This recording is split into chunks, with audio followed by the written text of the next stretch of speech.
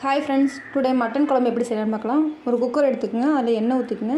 எண்ணெய் வந்து பட்டை கிராம்பு அதை போட்டுருங்க. பூண்டு போட்டுக்குங்க.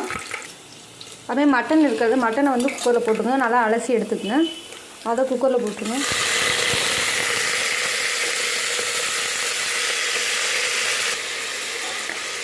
நல்லா வதக்கி விடுங்க.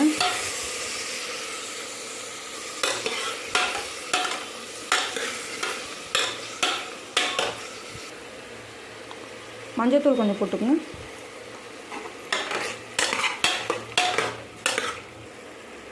கல்லுப்பு தேவையான அளவு போட்டுக்கோங்க.